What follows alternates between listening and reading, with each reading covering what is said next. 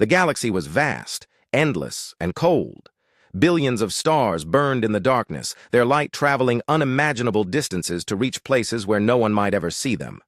Among these distant suns, there existed a small planet orbiting a dying star. Its surface was cracked and scarred, its skies choked with ash.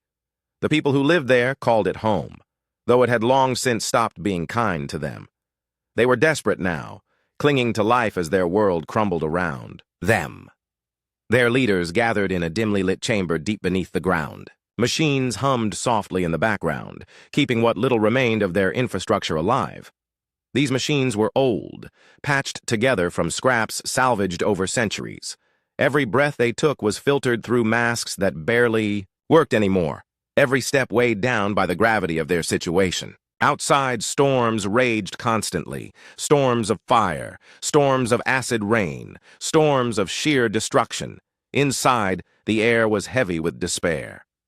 "We have tried everything," said one of the elders, his voice trembling. His name was Kyle, and he had led his people for decades, guiding them through famine, war, and catastrophe. But now, even he could find no answers. "Our crops are gone. Our water is poisoned. Our cities are ruins. If we do not act soon, we will cease to exist." Another elder, a woman named Taryn, leaned forward. Her eyes gleamed with anger and frustration. "We cannot give up," she snapped.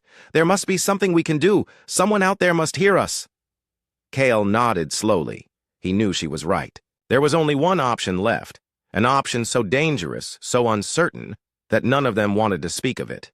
Yet here they were, cornered by fate itself. "Then we send the message," he said quietly, "to anyone who might listen, to anyone who might care." And so, they did. The signal they sent was simple yet powerful. It carried their plea across the void, riding waves of energy that pulsed outward like ripples in a cosmic pond. They spoke of their plight, their suffering, their hopelessness. They begged for help, not just for themselves, but for all those who would come after them. They didn't know if anyone would hear. They didn't know if anyone would care. All they could do was wait. Far away, on a blue-green planet orbiting a yellow star, life went on as usual. People woke up, went to work, ate meals, laughed, cried, loved, argued, all the things humans had always done. Few paid attention to the night sky beyond casual glances or idle wonderings about what lay beyond. Even fewer understood the science behind the stars or cared to study them closely. But Sung Ho was different. Sung Ho was a young astrophysicist working at Seoul National University. He spent most of his days staring at computer screens filled with data, charts, and graphs. To him, the universe wasn't just a collection of distant lights. It was a puzzle waiting to be solved. Each new discovery thrilled him. Each unanswered question drove him forward. He dreamed of finding something extraordinary, something that would change the way humanity saw itself in relation to the cosmos. On this particular evening, Sung Ho sat hunched over his desk, sipping coffee that had long since turned cold. His office was cluttered with papers, books, and half-empty cups.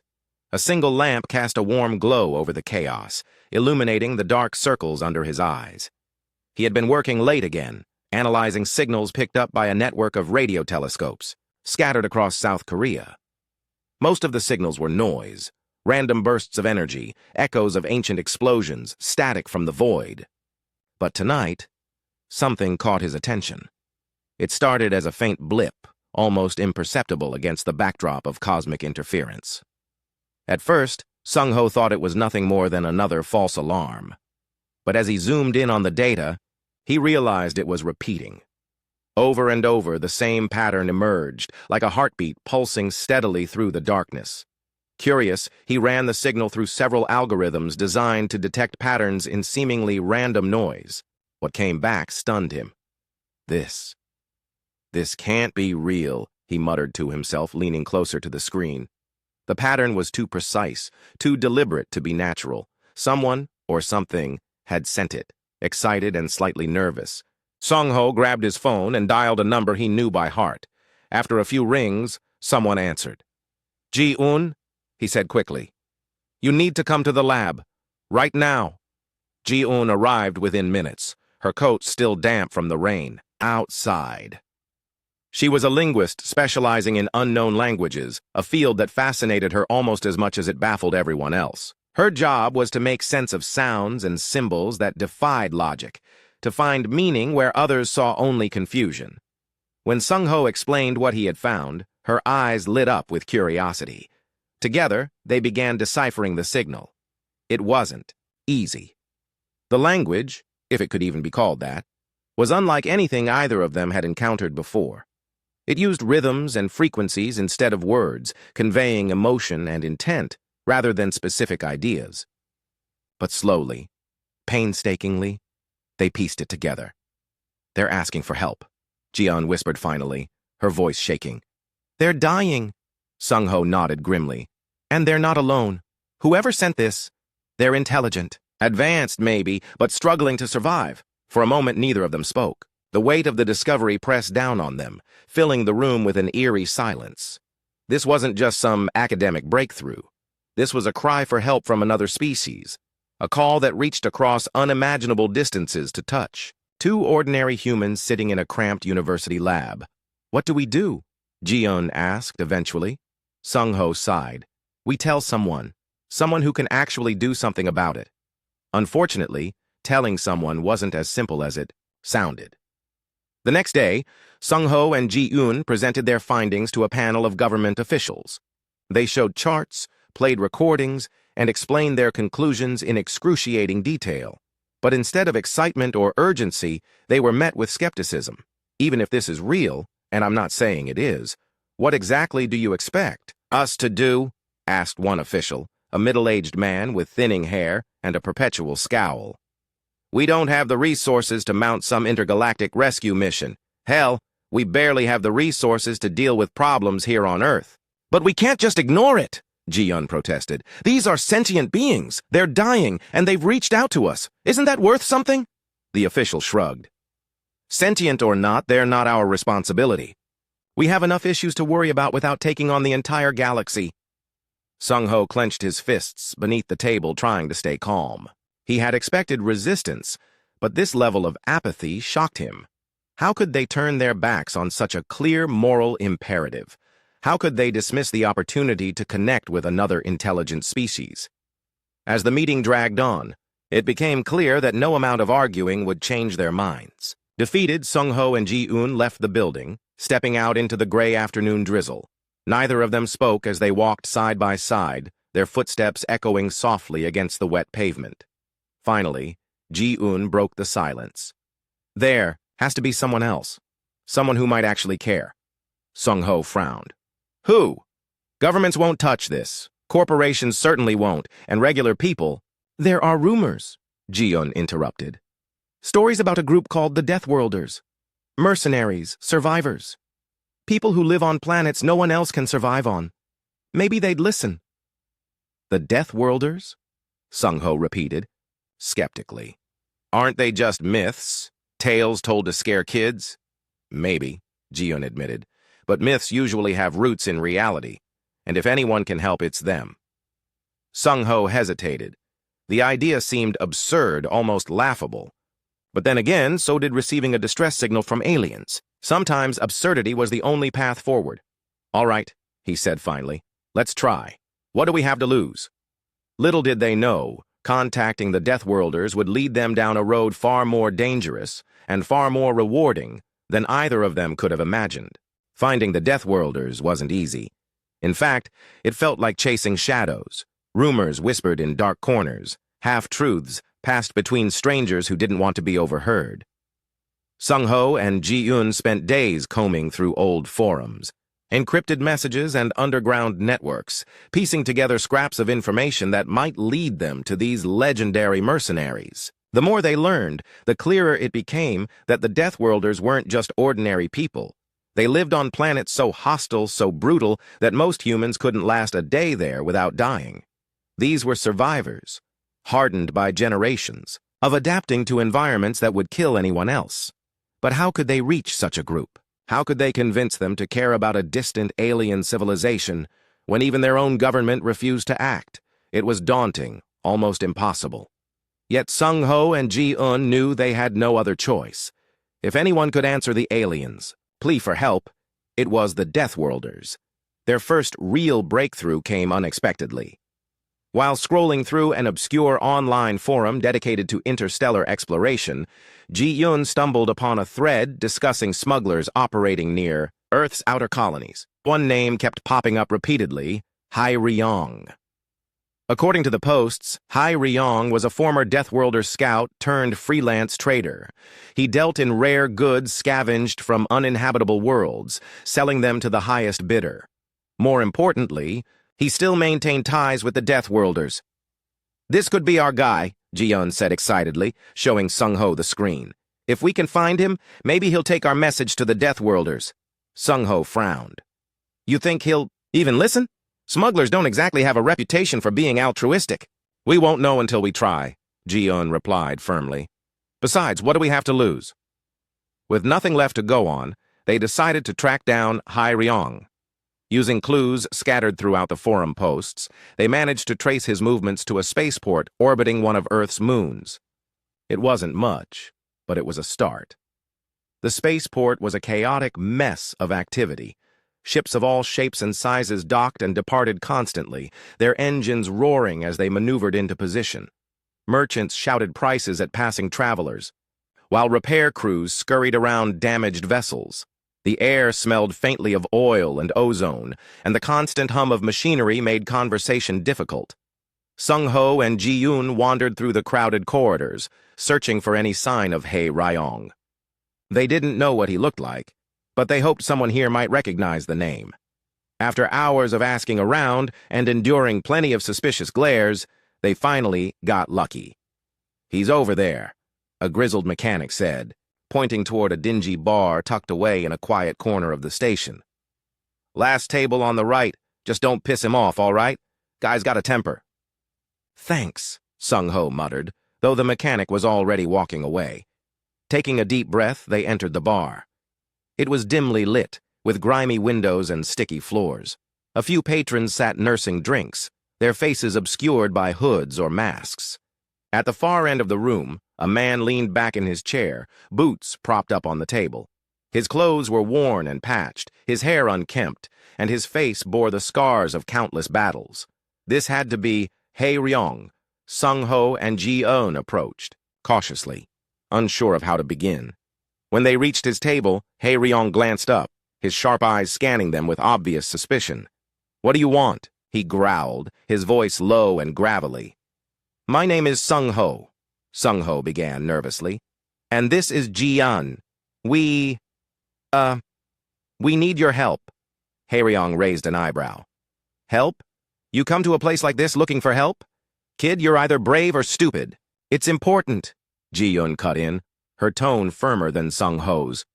"We intercepted a distress signal from an alien species. Their planet is dying, and they've asked for assistance. No one else will do anything about it. Not governments, not corporations. But we thought maybe the Deathworlders would." Hai Ryong stared at her for a long moment, then let out a harsh laugh. "You really don't know anything, do you? The Deathworlders don't give a damn about aliens, or anyone else for that matter. We survive, that's it. Nothing else matters." "But isn't survival worth fighting for?" Ji-eun pressed. "These aliens are intelligent beings just like us. They're facing extinction, and if we don't help them, they'll die. Is that really what you stand for? Turning your back on those who need you?" Her words hit a nerve. Hai Ryong's expression darkened, and for a moment it seemed like he might throw them out, or worse. But instead, he leaned forward, resting, his elbows on the table. "You think this is some kind of hero story?" he snapped. "Some grand adventure where everyone lives happily ever after? Let me tell you something. Life doesn't work that way. Every decision comes with a cost. Every action has consequences. Helping these aliens won't just be a noble gesture. It'll put my people at risk. So forgive me if I don't jump at the chance to play savior." Ji-eun hesitated, unsure how to respond. She hadn't expected this level of resistance, nor had she anticipated the weight of responsibility that came with asking for help.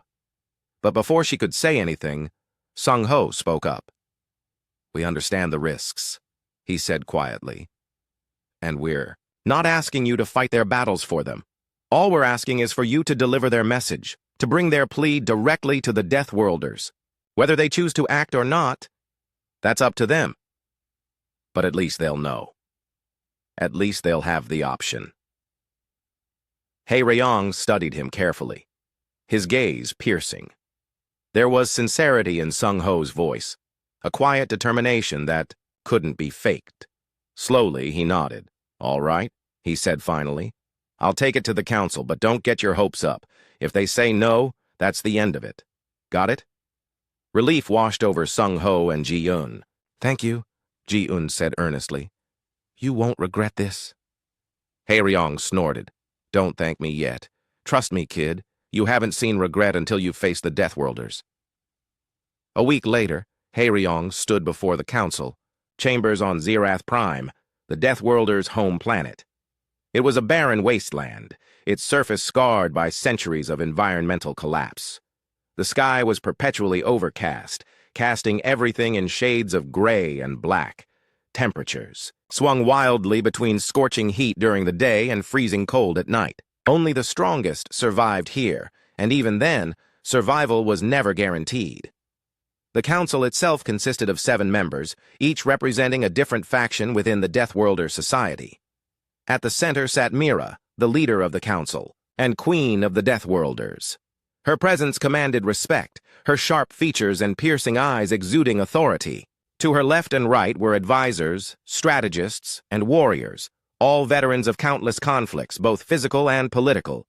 Hae-Ryong stepped forward, bowing slightly as protocol demanded. "Mira," he said, his voice steady despite the tension in the room. "I bring a message from Earth." Mira tilted her head, intrigued. "Earth? What business does humanity have with us?" "It's not from humanity," Hae-Ryong clarified. 2 individuals, a scientist and a linguist, intercepted a distress signal from an alien species. Their planet is dying, and they've asked for help. The humans brought the message to me, hoping I'd pass it along to you. For a moment, silence filled the chamber. Then murmurs erupted as the council members exchanged glances, debating the implications of such a request. Some looked skeptical. Others appeared thoughtful. Mira, however, remained impassive, her expression unreadable. "And why should we care?" she asked finally, her tone neutral. Hae-Ryong hesitated. He hadn't expected to defend the humans' cause, but now he realized he had no choice. "Because it's the right thing to do," he admitted. "These aliens aren't invaders or conquerors. They're desperate, just like we once were. If we turn our backs on them, what does that say about us?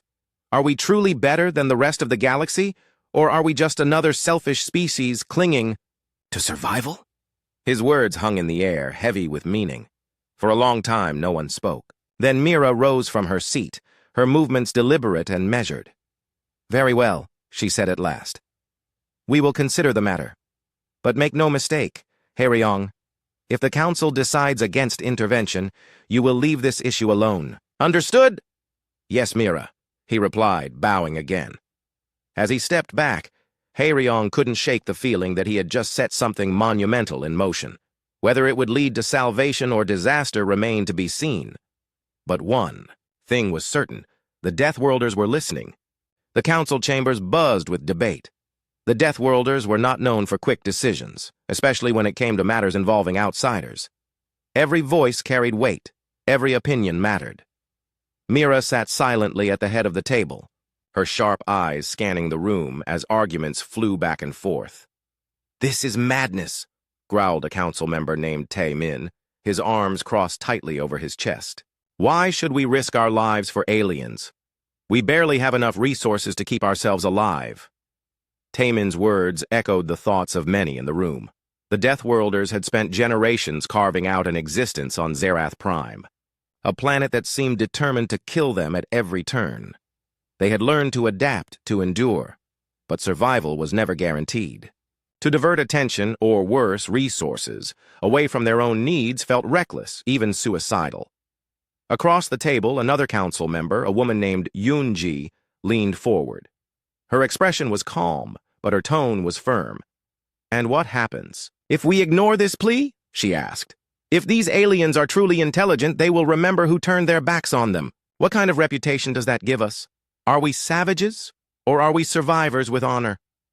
Her question hung in the air, provoking murmurs of agreement and dissent.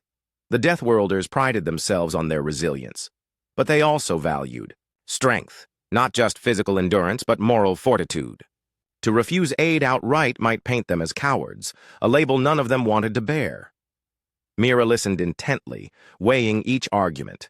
She knew better than anyone that leadership required balance, a careful consideration of risks versus rewards. Helping the aliens could bring unforeseen benefits, an alliance, new technology, perhaps even trade opportunities. But failure could mean loss of life, resources, and trust within their own ranks. The stakes were high, and the decision rested solely on her shoulders. Finally, after hours of heated discussion, Mira raised a hand, silencing the room. All eyes turned to her, waiting for her verdict. "We will send a team," she announced, her voice steady and commanding, a small group to assess the situation firsthand. If the aliens' plight is as dire as they claim, and if aiding them aligns with our interests, then we will act. But make no mistake, this mission is reconnaissance only. No unnecessary risks. No grand gestures, understood? The council nodded in unison, though some faces betrayed reluctance. Mira ignored their unease. She had made her decision, and it would stand. Ryong wasn't surprised when Mira called him into her private quarters later that evening. He had expected as much. After all, he was the one who had brought the message to the council, and he knew the terrain better than most. Still, he couldn't help feeling a knot of dread tighten in his stomach as he entered the dimly lit room. "You're leading the expedition," Mira said without preamble, her piercing gaze locking onto his. "Choose your team wisely. You'll need people you can trust." Ryong nodded, though his mind raced with possibilities. Who would be best suited for such a dangerous mission? Survival skills were essential, but so were other talents: strategy, medical expertise, diplomacy. This wasn't just about enduring hardship, it was about solving problems under extreme conditions. "I'll take Dae-jin," he said finally. "His tactical mind has saved us more times than I can count. And Subin, her knowledge of biology might come in handy if we're dealing with alien diseases or environmental hazards." Mira considered his choices for a moment, then gave a curt nod. "Agreed. Prepare them immediately. You leave at dawn." Dae-jin and Subin didn't waste time questioning Ryong when he broke the news to them. Both were seasoned veterans, accustomed to sudden orders and high-stakes missions. They gathered their gear quickly, packing essentials while discussing potential scenarios. "What do we know about these aliens?" Dae-jin asked as he strapped a utility belt around his waist. His dark hair was tied back neatly, and his movements were precise, efficient. He always approached problems like puzzles, analyzing every angle before making a move. "Not much," Ryong admitted. "Just that their planet is dying, and they've reached out for help. Beyond that, we'll have to figure things out once we get there." Subin frowned, her brow furrowed in thought. She was younger than the others, her face still bearing traces of youth despite the hardships she'd endured. But her intelligence and compassion made her invaluable. "Do we even know if they're hostile? What if they see us as invaders instead of saviors?" "That's why we're going in small," Ryong replied. 3 people are easier to control and easier to defend if things go south. Besides, we're not exactly walking into friendly territory anyway. Best case scenario, they're grateful. Worst case, well, let's just hope it doesn't come to that. By sunrise, the trio stood aboard a battered starship salvaged from past battles. It wasn't much to look at. Its hull was patched together with scrap metal, and its engines groaned ominously as they powered up, but it was reliable enough to get them where they needed to go. As the ship lifted off, leaving Zerath Prime behind, none of them spoke. Each was lost in their own thoughts, preparing mentally for the challenges ahead. The journey took several days, during which the team reviewed what little information they had about the alien world. Sung-ho and Ji-eun's data provided basic details. The planet's atmosphere was toxic, its surface ravaged by storms and decay. The aliens themselves remained a mystery, their appearance and culture unknown. All they could do was speculate, and prepare for anything. When they finally arrived, the sight below was sobering. The planet looked like a wasteland, its skies choked with ash and smoke. Rivers of molten rock snaked across the landscape, glowing faintly in the dim light. Lightning crackled overhead, illuminating ruins that hinted at a once great civilization now reduced to rubble. This place makes Zerath Prime look like paradise, Dae-Jin muttered dryly as they descended toward the surface. Their landing site was a barren plain surrounded by jagged cliffs. The air outside was thick with toxins, forcing them to don protective suits before stepping onto the alien soil. The ground crunched beneath their boots, brittle and lifeless. "They should be nearby," Hai-Ryong said, consulting a handheld scanner. "According to the signal, their main settlement isn't far from here." As they moved cautiously through the desolate terrain, the sound of movement caught their attention. Emerging from the shadows were tall, insectoid creatures with shimmering exoskeletons that reflected the faint light. Their multifaceted eyes glinted with suspicion as they regarded the newcomers. One of the aliens stepped forward, raising a claw-like appendage in what appeared to be a gesture of greeting or warning. Its voice, transmitted through a device strapped to its chest, was low and guttural, yet somehow melodic. "You have come," it said, its words translated automatically by the universal communicator embedded in their suits. "We did not think anyone would answer." Hai-Ryong exchanged a glance with his teammates before responding. "We heard your call. My name is Hai-Ryong. These are my companions, Dae-Jin and Subin. We're here to assess your situation." The Yavri alien inclined its head slightly. "I am Kael, leader of the Veilans. Your arrival gives us hope, but time is short. Follow me." Without waiting for a response, Kael turned and gestured for them to follow. The Deathworlders hesitated briefly, then fell into step behind him. As they walked, they took in the devastation around them.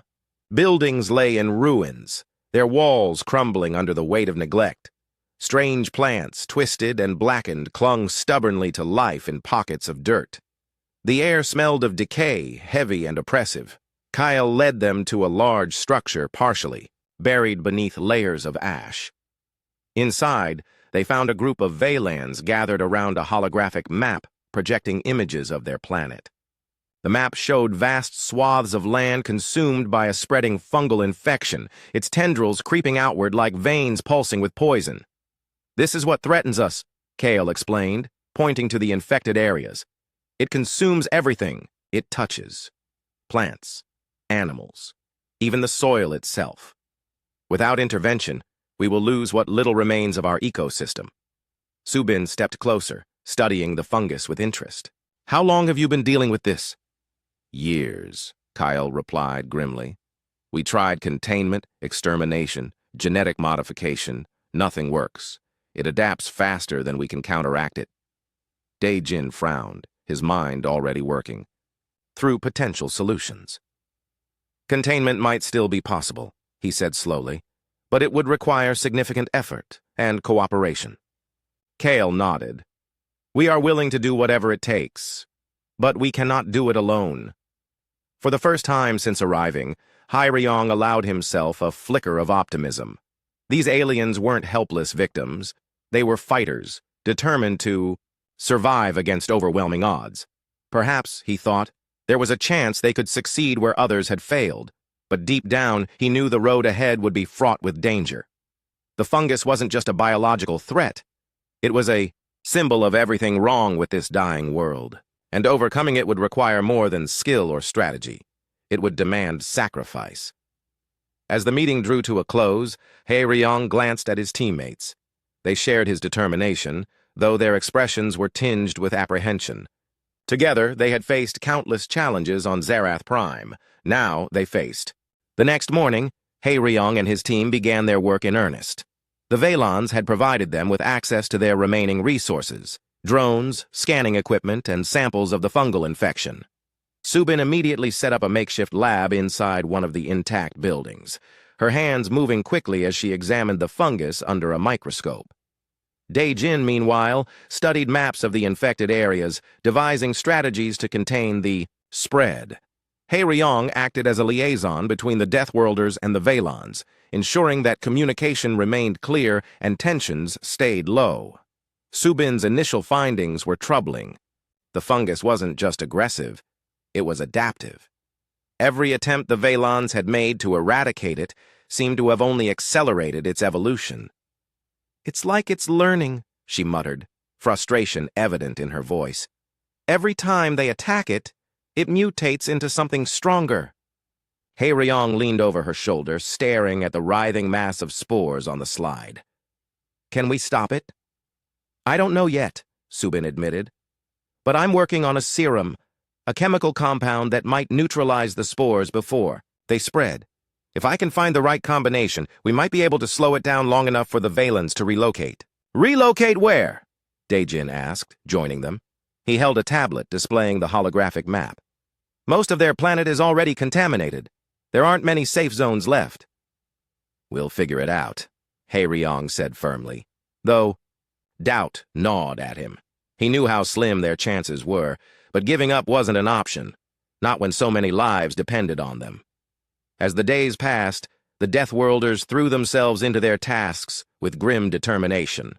Subin worked tirelessly in the lab, testing dozens of compounds and combinations.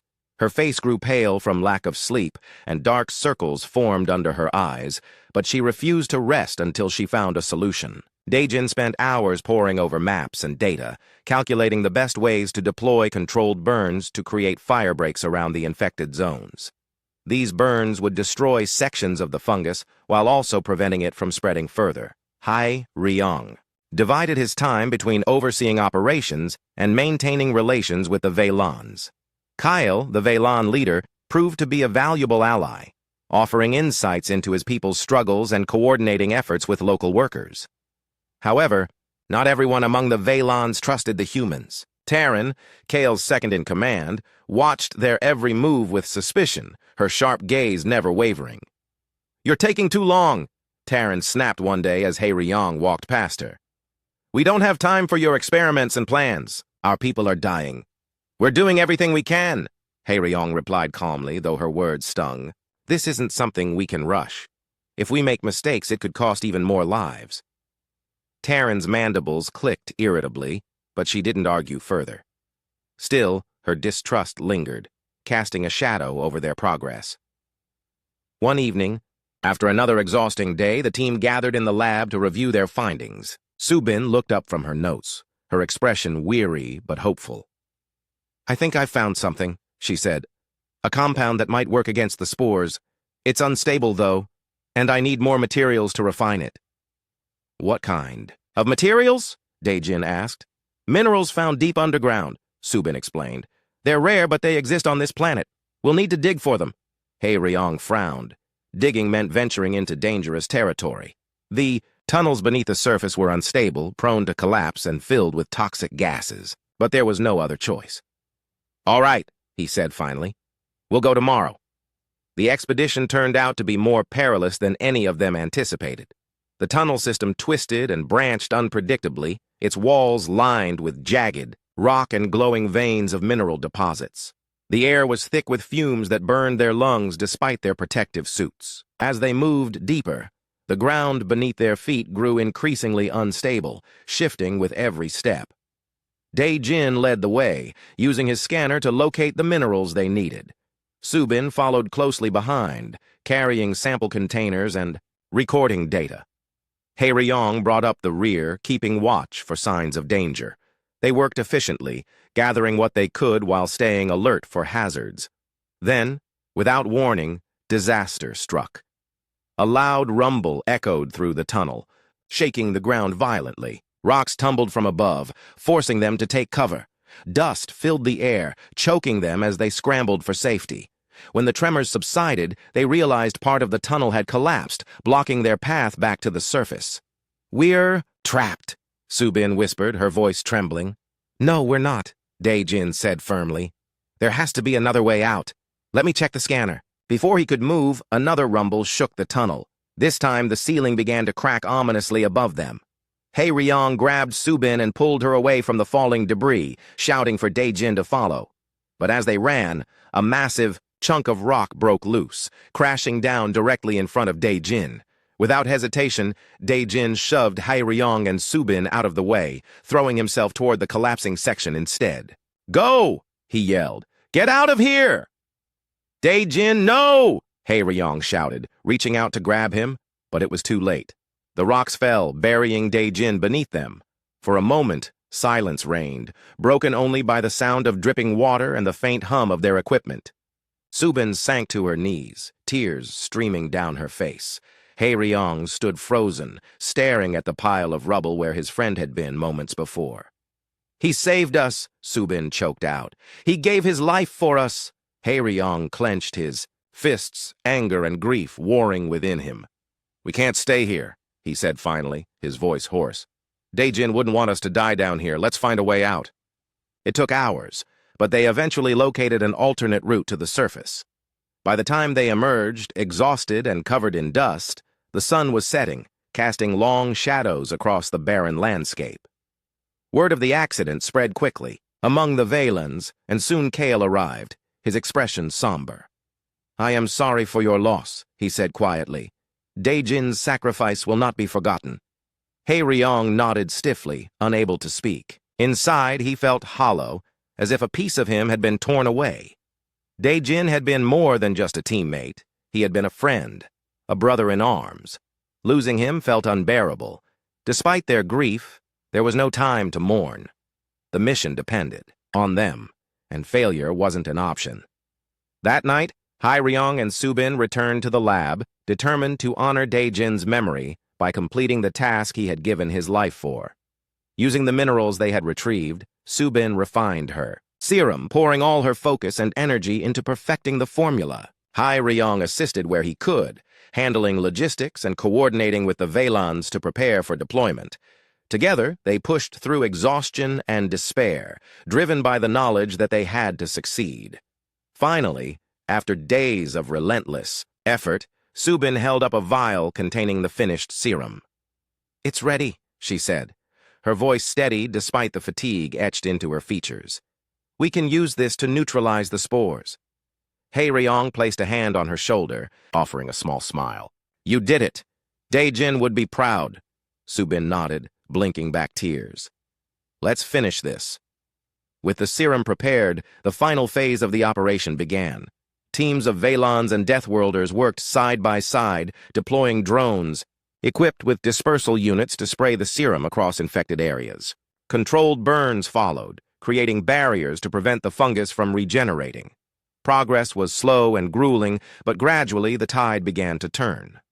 Kyle watched the efforts unfold with quiet admiration. "Your people are remarkable," he told Hae-ryong one evening as they stood overlooking the burning fields. "You came here knowing nothing about us, yet you fight as if our survival is your own." Hae-ryong shrugged, though a flicker of pride warmed his chest. "Survival isn't just about ourselves. It's about standing together, even when the odds are against us." Kyle nodded thoughtfully. "Perhaps one day our species can stand together again. Not in desperation, but in peace." For the first time since arriving, Hae-ryong allowed himself to imagine such a future. It was a distant hope, fragile and uncertain, but it gave him strength. Despite the losses they had endured, despite the challenges still ahead, they had proven that cooperation and courage could overcome even the bleakest odds. As the flames illuminated the horizon, Hae-ryong turned back toward the settlement, ready to face whatever came next. The serum worked, but not perfectly. Subin had warned them that the fungus was unpredictable, and her fears proved true. While the initial application slowed the spread of the infection, the spores began mutating again within days. The Vaylans, scientists confirmed what everyone dreaded. The fungus was adapting to the serum faster than expected. It wasn't just surviving, it was evolving into something stronger, more resilient. Subin spent sleepless nights in the lab, tweaking the formula and running tests, but each new iteration seemed only marginally better than the last. Her frustration grew with every failed attempt. "It's like we're chasing a ghost," she muttered one evening, staring at the glowing vials on her workstation. "Every time we think we've got it, it changes." Hae-ryong stood nearby, His arms crossed as he watched her work. He wanted to offer words of encouragement, but he knew they would sound hollow. Instead, he focused on practical solutions. "What do you need?" he asked finally. "More samples? More hands?" "I don't know," Subin admitted, rubbing her temples. "Maybe both, or maybe nothing will help. This thing is relentless." Despite the setbacks, Hyriong refused to let despair take hold. "We'll figure it out," he said firmly. "We have to." Meanwhile, tensions among the Valens began to rise. Terran, Kale's second-in-command, had never fully trusted the humans, and their struggle against the fungus only fueled her skepticism. She gathered a small group of dissenters, spreading whispers of doubt among the Valon workers. "They promised us salvation," she hissed during a meeting in the shadows of the settlement. "But all they've brought is failure. How much longer are we supposed to follow these outsiders?" Her followers nodded in agreement, their frustration palpable. Supplies were dwindling, morale was low, and fear gnawed at everyone's resolve. Even those who still believed in the Deathworlders' mission couldn't ignore the growing sense of hopelessness. Kale tried to quell the unrest, addressing his people in open forums and urging them to remain united. "We cannot give up now," he said, his voice steady despite the weight of responsibility pressing down on him. "The humans are doing everything they can. If we turn on them now, we doom ourselves." But Terran wasn't satisfied. She saw an opportunity to seize control, to push for a solution that didn't rely on outsiders. Under the cover of darkness, she led her followers to confront Kale directly. "You've put too much faith in them," Terran shouted, stepping forward with anger blazing in her eyes. "They're wasting our resources and risking our lives. It's time we took matters into our own hands." Kale stood tall, unflinching in the face of her accusations. "And what would you have us do, Terran? Abandon the plan and let the fungus consume us entirely? Would that be better?" "It's better than waiting for strangers to save us," Terran snapped back. Before Kale could respond, one of her followers lunged forward, attempting to disarm him. Chaos erupted as others joined the fray, shouting and shoving. Hyriong heard the commotion from his position near the lab and rushed to intervene. When he arrived, the scene was chaotic. Valens clashed with one another, their exoskeletons clattering loudly as fists flew. Without hesitation, Hyriong stepped between them, raising his hands to signal a halt. "Enough!" he bellowed, his voice cutting through the noise. "Fighting each other won't solve anything. If you want to survive, you need to work together, not tear yourselves apart." Terran glared at him, her mandibles clicking furiously. "Stay out of this, human. This is our problem, not yours." "It becomes my problem when your division puts everyone at risk," Hyriong shot back. "If you don't trust me or my team, fine. But ask yourself this. Will your rebellion save your people, or will it destroy what little chance we have left?" His words struck a nerve. Slowly, the fighting subsided as the Valens stepped back, their expressions conflicted. Kyle seized the moment, addressing the crowd once more. "Listen to him," he urged. "He's right. We cannot afford to fight amongst ourselves. Our survival depends on unity." For a tense moment, no one moved. Then, one by one, the dissenters lowered their weapons, though their scowls remained. Terran hesitated, her pride warring with reason. Finally, she turned away, muttering under her breath as she stalked off into the night. Though the uprising was quelled, its effects lingered. Trust between the Valens and the Deathworlders had been shaken, and morale hit an all-time low. Exhaustion weighed heavily on everyone, sapping their strength and resolve. Supplies dwindled further, forcing rationing measures that left many hungry and irritable. The constant threat of the fungus loomed over them like a storm cloud, dark and suffocating. Subin continued her work tirelessly, driven by guilt and determination. Each failure felt personal, as if she had let Daejin's sacrifice go to waste. Yet she refused to give up. Late one night, as Hyriong entered the lab to check on her, he found her hunched over a microscope, her hands trembling slightly. "How are you holding up?" he asked gently. She looked up, her eyes bloodshot from lack of sleep. "I'm trying," she said softly, "but I feel like I'm losing. Every time I think I'm close, the fungus slips away again." Hyriong knelt, beside her, placing a hand on her shoulder. "You're not alone in this. None of us are. We'll keep going until we find a way." That's what Dae-jin would have wanted. Subin nodded, blinking back tears. "I just wish he were here." "So do I," Hai Ryong admitted. "But his sacrifice means something. It reminds us why we're fighting. For him, for the Valens, for everyone counting on us." The reminder gave her renewed focus. Over the next few days, Subin pushed harder than ever, pouring every ounce of energy into refining the serum. With Haeryong's help, she conducted field tests, applying the latest version to isolated patches of fungus. To their relief, the results showed promise. The mutated spores reacted more slowly, giving them precious time to act.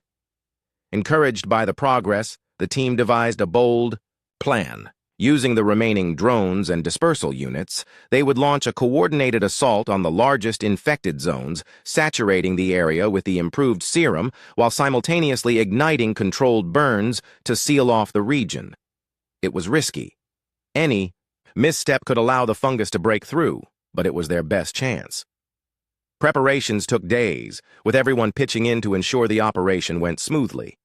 Valen workers loaded supplies onto transport vehicles, while Deathworlders calibrated equipment and mapped out routes. Haeryong supervised the effort, ensuring that every detail was accounted for. Despite the tension that still lingered, there was a sense of purpose in the air, a shared understanding that this might be their final stand. On the morning of the operation, the team gathered at the edge of the infected zone. The landscape before them was bleak. Blackened soil stretched endlessly, dotted with patches of glowing fungus that pulsed faintly, almost mockingly. The air smelled of decay, heavy and oppressive. Kale approached Haeryong, his expression solemn. "This is it," he said. "Whatever happens today, thank you for standing with us." Haeryong nodded, gripping Kale's forearm in a gesture of solidarity. "We'll get through this. Together." With that, the operation began. Drones soared overhead, spraying the serum across the infected areas, while ground teams ignited fires to create barriers. Flames roared to life, consuming the fungus and sealing off sections of the zone. The air grew thick with smoke, making it hard to breathe, but no one faltered. Hours passed in a blur of heat, ash, and determination. Progress was slow but steady, the combined efforts of humans and Valens pushing back against the relentless tide of infection. As the sun dipped below the horizon, casting the battlefield in shades of orange and red, the team regrouped to assess their success. "It's working," Subin said, her voice filled with cautious optimism. "The fungus isn't spreading beyond the fire breaks." Haeryong allowed himself a small smile, though exhaustion etched deep lines into his face. "We did it. For now, at least." Kyle stepped forward, his multifaceted eyes reflecting gratitude. "You've given us a chance, a real chance, and for that, we owe you everything." The victory was bittersweet. They had bought time, but the cost had been immense. Dae-jin's life, countless hours of labor, and the fragile trust between two species hanging by a thread. Yet amidst the devastation, there was hope. Hope that cooperation could overcome even the direst challenges. Hope that survival wasn't just about enduring hardship, but about finding strength in unity. As the flames burned brightly in the distance, Haeryong gazed at the horizon, knowing the fight was far from over. But for the first time in weeks, he felt a flicker of belief that perhaps, just perhaps, they could win.